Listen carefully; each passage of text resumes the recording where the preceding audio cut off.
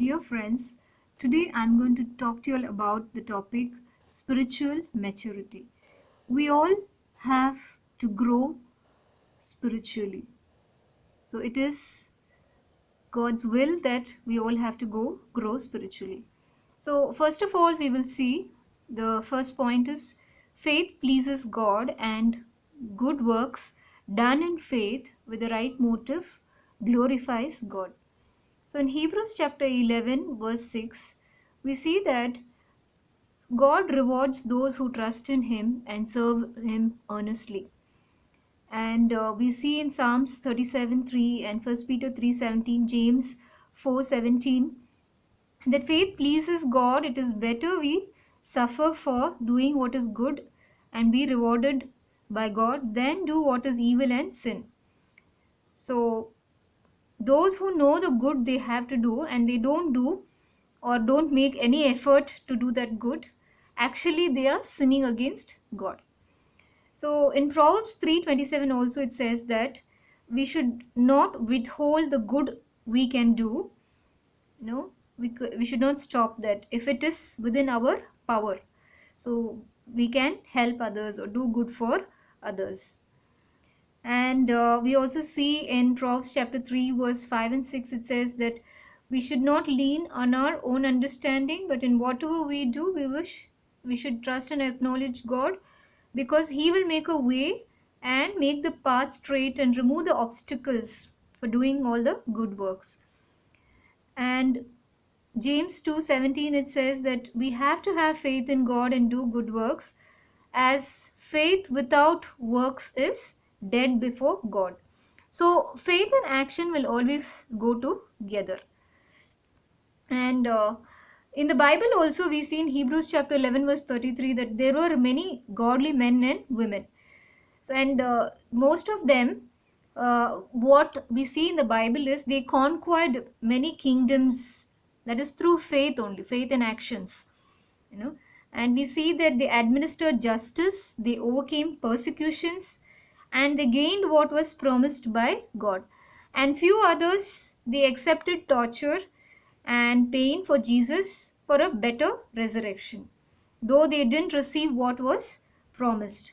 But it was all God's plan to make us perfect in Jesus Christ. So through suffering and pain, God wants to make us perfect in Jesus Christ. And we see in Hebrews chapter 12, verse 3 and 7, it says that we should not lose heart and grow weary, but we should endure hardship, because we have not resisted the struggle against sin to the point of death. That means we're not even dying for Jesus. So that is what it means. So we have to do good, keep doing good, and we should not stop doing good because someone hurt us, or you don't feel like doing, or God expects us to continue to do good works. And our good works definitely will not save us, but we have to do it to be grateful to God. We see in 1 John chapter 5 verse 14 it also says that we must remember that whenever we ask anything according to the will of God, that is with faith, he will definitely give us. So let's not doubt. But in James chapter 1 verse 6 7 it says that when we ask according to his will, we will receive if you are not double-minded. So we should not be doubting. So Matthew 17:20 and Matthew 21:22 also says that Jesus says that faith can move the mountains. So we have to understand that faith is so important for us to act, to do good works. And also we see that we have to analyze, or we have to think what we have to think, that what is our faith based on. So many times actually we don't base our faith on truth, but we base our faith on maybe some false teachings or prophecies or Sometimes a faith can be based on our own feelings or superstitions, or it can be our own worldly knowledge, or it can be some belief systems which is passed on from our parents or family, or some rituals and traditions, or sometimes what friends say or others, neighbors, or whoever says, our faith can be based on. And sometimes it can be other things. So we have to base our faith on the truth. It's very important. That is, the truth is the word of God. It's in the Bible. And we need to think, that we need to think that, the word of God, is true, and so that we will not be deceived. We have to, because what happens is other things are temporary, but, word of God lives forever. So we should base and build our life on the word of God. Then what will happen? Nothing will shake us. That is why Bible says in Matthew chapter 7 verse 24-25 that when we build our life on the word of God, it's a rock. So any storm comes, any problem comes, whatever happens, even persecution, nothing will destroy or shake us. And we can be strong on this word of God. Uh, and Psalms 84:5 says that we should set our hearts on pilgrimage. So when we look at different people of religions, we see that Muslims go to Mecca, and Hindus go to this Ganges, Ganga, to take a bath. So they have this pilgrimage. They leave their family, they forget everything, they only think about God, and they go to get forgiveness and redemption from sins, and get salvation. They want to go to heaven. So they are very do it very sincerely. But here Bible says, as Christians, we have to live as pilgrims in this world. That means we should set our heart, that is our focus, on Jesus, and not on the other worldly things, but we should be like pilgrims who are focused on Jesus and led by Jesus. Also, we see that our faith must not rest on man's wisdom also, and but depend on God's power. 1 Corinthians 2:5 we see that, and Luke 1:37 also we see that whenever we see that there is nothing impossible by God. For man, some things may seem impossible. It can be a problem or a situation or a relationship. It can seem like it will never work out, or it's not going to change. But if God wills, everything can change. So we have to have faith to please God and do good works with good motives, so that we can please God and do everything in love and righteousness. And in Ephesians chapter 2 verse 8, 9, Ephesians 4:13, we see that we are not saved through our works, but we are saved through faith in Jesus. So no one can boast of his good works though. But only thing is that we are grateful to God for the salvation that he's given us freely. So we do all these good works according to his will. And also that we see that we are God's workmanship. Okay, so God created us, he prepared everything in advance for us, so that we can do good works and reach the unity in faith and knowledge of Son of God and become mature. So maturity makes us complete in Christ. So that means we have to attain the fullness of Christ in us. It's very necessary for every believer, every Christian, to attain the fullness of Christ in us. That is, the image of Christ should be restored in us. So it is a process that takes place in our soul. In the spirit, it happens when we are renewed in the spirit through baptism. But in the soul, it takes time for us to keep changing and keep growing, so that we can become mature in Christ. So even we see in Psalms 84:7 that we must go from strength to strength in Zion, that we keep growing. So let us take it, make it a point that we keep growing in Jesus Christ. And one more thing to consider is we also must be careful about the teachings, whatever we hear. So we must be careful about the people whom we hear, because what happens is, we see in the Bible also that they were the Bereans who examined the scriptures. Whenever Paul used to speak the scriptures, they checked whether it was true, it was, and didn't blindly believe. They checked in the word of God, word of truth, whether it's true. So many of us are trapped by many deceivers who teach false teachings or false prophecies. Definitely, Lord Jesus is against such people and he will punish them. But we should be careful. So we should check if what they say is matching to the word of God and the character of God. So it should match the word of God and the character of God. And also, we see that in Hezekiel chapter 13, verse 3 and 7 and 8 and 22, and even Jeremiah 10:21, it says that a lot of false teachers or preachers, they encourage wickedness, and they try to save the evil people lives.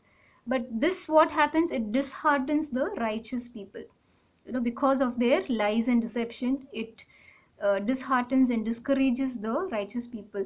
And even sometimes we see that shepherds are senseless, they do not seek counsel from the Lord, so they do not prosper, and the sheep, that is the Lord's sheep, are scattered. So this is what the Bible says and warns us to be careful with such kind of people. So let us be wise and careful.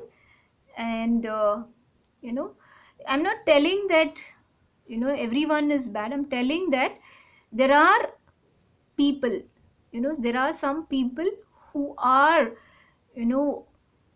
wolves in sheep's clothing. You cannot make them out, they're not real. So we should be careful with such people, and we should always check if what they say, what they do, is in line with the character of God and the word of God, the Bible. Okay, so then secondly, we see that God's will for us to become complete in Jesus Christ. That is the maturity we attain, become complete in Jesus Christ. So I would like to give an example of a baby. Like when a baby is born, the baby, drinks milk and then keeps growing, and the mother gives solid food later. Then after I think 6 months, and then after that, you imagine the baby doesn't grow at all and remains a baby always. What will happen? It will be so difficult for the parents, isn't it? So, and then the parents have to take care of the baby the whole life if the baby doesn't grow, and one day they have to become old and die. Then what will happen? So it doesn't happen like that. So the baby has to grow and become independent and then take care of himself or herself. So we see that, you know uh, in the in the physical world, parents expect their children to grow and become responsible. Like that only, God also in us spiritually, he wants us to grow and he wants us to become responsible children. So we see that, we cannot remain a baby as a baby in a Christian life. So we have to grow in the grace and knowledge of Jesus Christ. In 2 Peter 3:18, we see we have to keep growing. And we see in 1 Corinthians chapter 13 verse 11, and Psalms 84:7, and Ephesians 4:14 also. So we should grow, otherwise what will happen, we can easily be deceived by false teachings. And if we remain a child, and if we remain ignorant. And also, we should be, Bible says that we should be in 1 Corinthians chapter 14 verse 20, that with regard to evil we should be infants, but in our thinking for good things we should be mature, and we should keep learning about God and becoming like Christ Jesus in holiness and righteousness. So we should become a new creation. And we also see that Sometimes in 2 Corinthians 5:17, Proverbs 9:9, and Ephesians 4:22 to 24, these things are said where we have to become mature in Christ. Then we become complete in Christ. And also in Luke chapter 8 verse 14, it says that the worries of this world stops us from becoming mature. So we should stop worrying about unnecessary things, and we should focus on God, and we should keep growing spiritually. And First Peter 2:2, it says that we should also remove, there are certain things we have to do. Also, we have to remove the internal and external idols. So they are an obstacle to for us to grow spiritually. We see in Ezekiel chapter 14 verse 4 and Ezekiel 18:30-32. Some idols are there in our heart. Those are internal idols. That is like sin or some character problems. So that's an idol before God, and God expects us to repent and live, because this sin can cause our downfall and it can destroy our soul. In Mark 7:21-22, the sins are given. And First John 4:18, God says that anyone who's born of God does not continue to sin. No, we should not continue in sin. We have to repent. So it's very important for us to take out all those internal idols from our hearts, so that we can become like Christ. And there are some external idols. That is, what are these external idols? Anything we give more importance than God. That is, first place before God we give anything, or we are attached to something, or set our hearts on something. But Bible talks about setting our hearts on heaven, isn't it? Colossians 3:1-2 says so. We should not set our hearts like on worldly things, money, job, or even wooden stone idols. People set it. God is spirit. In John 4:24 it says God is spirit. He doesn't have a physical body. So God is spirit. So we cannot make him into an idol and worship.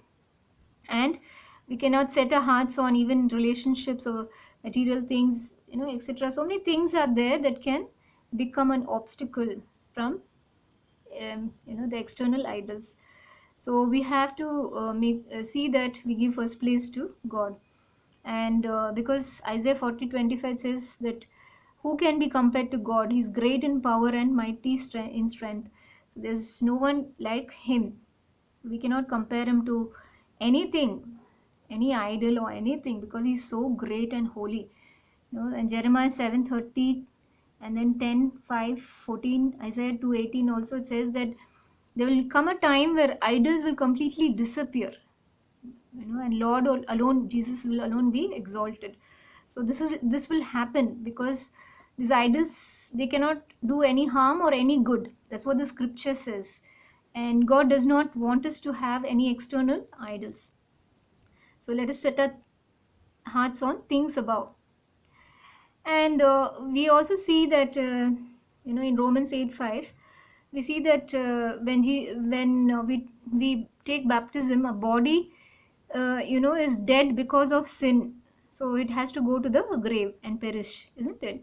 But our spirit, our soul, is alive in Jesus Christ, and Jesus Christ rose from the dead.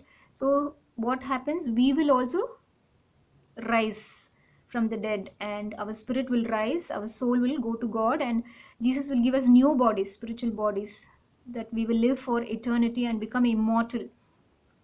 So that is why it's so important for us to be led by the Holy Spirit, not by our fleshly desires.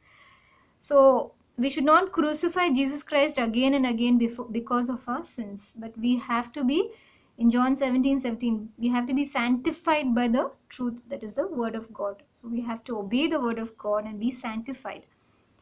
And Bible says very clearly that solid food is for the mature, who constantly use the word of God in their life and train themselves to distinguish between evil and good.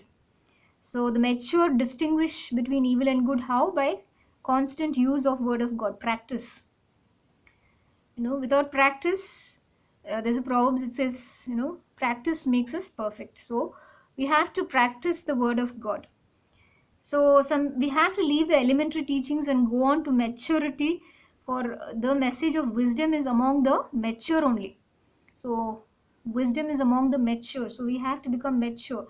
So we have Holy Spirit, God has given us, that is a spirit of love, power and self control. So we should not fear, but we should be an example in life, speech, love, faith, purity, so that you know we can be pleasing to God. And Romans 2:7-8, it says, to those who are persistent in doing good, he gives eternal life. But for others who reject the truth, only wrath and anger of God is waiting. And we see in Hebrews 5:14, 6:1, 1 Corinthians 2:6, 2 Timothy 1:7, 1 Timothy 4:12, 1 Peter 2:9. All these scriptures, God talks about we, growing and becoming like Christ. And James 1:4 says that we have to persevere and become mature and complete in Jesus Christ. We should not lack anything. And Philippians 1:6 says that he who began the good work will complete it in our life. So we should not give up. We should never give up. We should trust God's love, and we should trust in his words. Because God wants us to become perfect like him. Matthew 5:48. He wants us to allow Christ to live in us. Galatians 2:20 and Colossians 4:12. Let us stand firm in the will of God, being mature and assured of the salvation. Why? Because we are chosen by God. For what? He has made us a royal priesthood, a holy nation for God, to declare his praises and give glory to God forever. So we have to live a righteous and holy life. So that is the goal of the Christian. We have to become holy and righteous before God.